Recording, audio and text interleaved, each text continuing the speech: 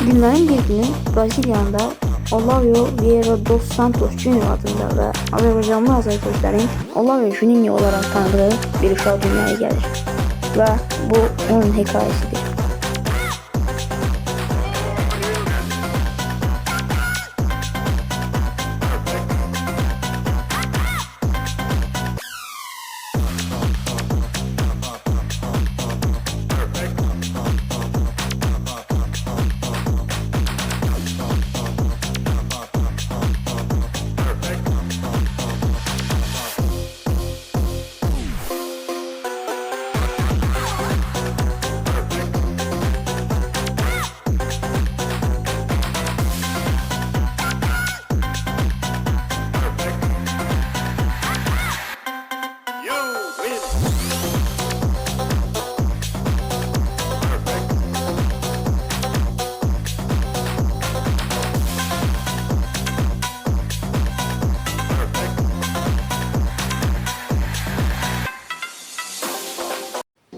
...21 noyabr 1996-cı il.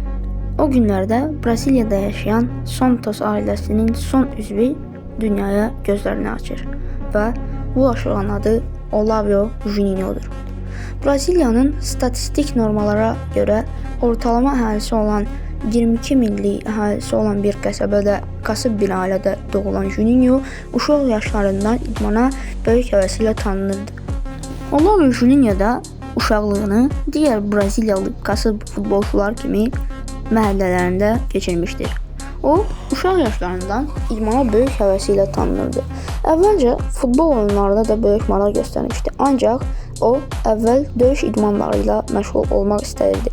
Sonra isə digər Braziliyalı yoldaşları kimi o da futbola maraq sardı və xəyallı futbolçu olub öz ailəsini qurtarmaq idi. Uşaqlığını Braziliyanın kasıb küçələrində top qalanca qaçaraq keçirən Juninho öz idolunun Ronaldo Nazario olduğunu söyləyirdi və onun hər zaman xəyalı Ronaldo Nazario kimi hücumçu olmaq idi və azərkeşi olduğu Cruzeiro futbol klubunun üzvü olmaq istəyir. Amma Juninho'nun futbola davamı heç də asan olmur. Əvvəlcə ona dəstək olan ailəsi onun pis vərdişlərə getməsindən qorxaraq onun təhsilini davam etdirməsi və peşə sahibi olmasını istəyir. Buna görə də Juninho gənc yaşda ailəsini tərk etməli olur. 18 yaşlarında ailəsini tərk edib daha böyük bir şəhəri olan Curitiba'ya, Atlético Paranaense'nin akademiyasına qatılır. Fernandinho, Thiago Silva kimi bir çox məşhur futbolçular yetişdirən bu klub Juninho üçün böyük bir ümid idi. 2014-2016-cı illər mövsümündə Atlético Paranaense'nin B klubunda çıxış edən Juninho döyüş idman növlərindən qazandığı sürəti ilə öz yaşıdlarından gənc yaşlarında fərqlənməyi bacarmışdı. 19 yaşına çatan futbolcunu Atlético Paranaense daha professionallaşması və biraz daha da yaxşı pişməsi üçün Portuqaliya liqasında çıxış edən Portimonense klubuna icarəyə göndərir. İlk illərində adaptasiya çətinlikləri yaşayan Juninho Portuqaliyanın havasına ilk illərində alışa bilmir. Ona görə də Portuqaliya macərasında Juninho sadəcə bir oyuna. Artıq 20 yaşına çatmış futbolçuya öz doğma klubuna qayıtdıqdan sonra baş məşqçisinin onun planları arasında olmadığının xəbəri çatdırılır. Juninho 2016-cı ilin yayında Atlético'ya qayıtdıqdan sonra 2017-2019-cu illər mövsümündə bir çox Braziliya klublarına icarədə olaraq dolaşır. Braziliyalı futbolçu bəzən gözəl çıxışlar etsə də, icarə olunduğu heç bir klubda davam edici bir oyun tuta bilmir. Bəziləri bunun səbəbini istedadsızlıqda görür, bəziləri isə bir çox Braziliyalı futbolçular kimi disiplinsizlikdə görür. Juninho da bu səbəbdən Braziliyadan ayrılır və Avropa futboluna, Portuqaliya komandalarından birinə yenidən addım atmağı istəyir. Və o 2019-cu ilin yayında Portuqaliya 2-ci liqası klubu olan Estoril-ə transfer olur. O dövrlərdə artıq gənclik illərinin sonu olan Juninho topladığı futbol təcrübəsi baxımından öz yaşıdlarından xeyli geridə qalırdı.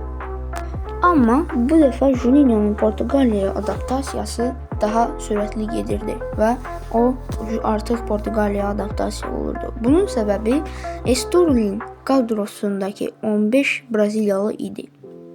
Bu dövrlərdə Juninho'nun ən yaxın dostu yenə də Qarabağdan tanıdığımız Gadi Borges idi. İkilinin çox yaxşı dostluğu var idi. 2019-cu ilin yayında Estoril'da transfer olan Gadi Borges vaxtının çox hissəsini Olavio Juninho ilə keçirirdi. Gadi Borges'in onunla dostluq etməsinə görə Juninho da artıq Portuqaliyaya yaxşı adaptasiya olunmuş və öz oyununu göstərməyə başlamışdı. Sezonu 5 gol 2 asistlə keçirən Juninho öz komandasının 5-ci pillədə qərarlaşmasında böyük pay sahibi oldu. 5 gol 2 asistlə ən yaxşı sezonunu keçirdi. Amma onun yaxşı mövsüm keçirməsinə baxmayaraq Estoril'in baş məşqçisi tərəfindən istənilmədiyini görür və ona görə də yay aylarında tezdən Atletico Paranaense'yə öz doğma yurduna qayıdır. Amma o Atletico Paranaense'dən də artıq bir dəfəlik ayrılaraq yenidən Portuqaliya liqasına, amma bu dəfə başqa rənglərə transfer olur. Chaves klubuna transfer olur. Amma bu dəfə də Chaves'in baş məşqçisi Carlos Pinto tərəfindən tamamilə başqa mövqedə yarım müdafiənin sağında oynatılan Juninho yenə də ölkəyə adaptasiya prosesini ola bilmir və yarım müdafiənin sağında öz mövqeyindən uzaqlaşdırıldığı üçün yaxşı performans göstərə bilmir. Və komandada keçirdiyi 2 il mövsümündə zədələri səbəbindən 15 oyunu buraxmalı olur. Chaves'dəki ilk mövsümünü 7 gol 1 asist ilə tamamlayan Braziliyalı ikinci mövsümdə isə sadəcə bir dəfə fərqlənə bilir. Juninho'nun Chaves karyerasındakı əsas mövsümü isə komandanın 1-ci liqaya çıxış etməsi ilə baş tutur və komandanın dəyişən baş məşqçisi onu artıq özünün istədiyi mövqedə hücumun ən üstündə oynatmağa başlayır və Juninho artıq özünü tapır. 1-ci liqanın dişli sayıla biləcək komandalara qarşı atdığı qollarla öz klubunu liqa cədvəlində orta sıralarda olmasına böyük kömək göstərir Olavio Juninho və oynadığı 12 gol 2 asistlə öz komandasına əlindən gələni verir.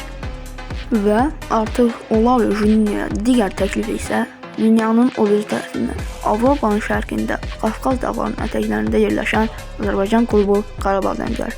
Əvvəlcədən Keyon Madina, Gadi Borges kimi Portuqaliyadan alıb parlatdığı oyuncuları ilə məşhur olan Qarabağ Olavio Juninho'nu da elə eləmək istəyirdi. Birinci komandaya transfer olmağa yan gözlə baxan Juninho sonra isə dostlarından biri olan Gadi Borges'dən soruşduqlarına güvənir və Gadi Borges Qarabağın köməyinə burada da çatır. Və o köhnə komanda yoldaşı Gadi Borges'dən Qurban Qurbanov, Qarabağ və ümumiyyətlə Azərbaycan ölkəsi haqqında müəyyən qədər məlumat alır. Juninho'nun Qarabağ transfer olmasında Kevin Medina, Julian Romao kimi onun liqadan tanış olduğu dostları da böyük fayda göstərir və sonunda Juninho artıq Qarabağdadır və ən yaxşı mövsümlərindən birini keçirməyə hazırdır. O, özünə ödənən 450.000 evroluq transfer məbləğinə əvəzində Qarabağda çıxış etməyə razılaşır. Azərbaycan klubunda Juninho mükəmməl performans göstərməyə başlanır. İlk oyunlarından bəri Qarabağda seçilən Juninho əsasən müdafiə arxasına atdığı qaçışlarla böyük fayda verir. Qurban Qurbanov da Juninho'nu parlatmaqda Reinaldo, Gadi Borges kimi digər Braziliyalı isimlərdən birinə çevirməyə hazır idi. Juninho, Qurban Qurbanovun oyun sistemi haqqında, oyuncuları rəftarı haqqında da çox yaxşı şeylər deyir və Olavio Juninho Qarabağın özündən çox daha dişli olan rəqiblərinə qarşı Avropa liqasında adeta xərikalar yaradır. Braziliya genlərindən gələn sürətliliyi və texniki bacarıqları sayəsində Juninho Qarabağda digər komanda yoldaşlarından böyük bir şəkildə fərqlənir. O, əsasən də dediyim kimi keçiş hücumlarında çox böyük performans göstərir. Onun bu qollarına Braga və Leverkusen qarşısında göstərdiyi mükəmməl performansları misal gətirə bilərik və tamamilə Qarabağın 2022-2023-24 mövsümündəki Avropa liqasındakı tarixi zəfərinin ən böyük parçalarından biri demək səhv olar. Ən böyük parçası Olavio Juninho olmuşdur deyə bilərik. Və Olavio Juninho'nun Azərbaycan karyerasındakı ilk mövsümündə 31 golla yadda qalır və o Şampionlar Liqasının təsnifat mərhələlərində Lincolnə qarşı əldə hat-trick ilə Avroliqalarda hat-trik eləyən ilk Qarabağın təmsilçisi olur və Qarabağdakı ikinci mövsümündə də 10 qol vuraraq fərqlənən Juninho Qarabağ karyerasını 41 qolla başa vurur. Artıq Azərbaycanlı azarkeşlərin ağlında Juninho sözü deyiləndə Juninho Pernambucano yox, Olavio qalacaqdır.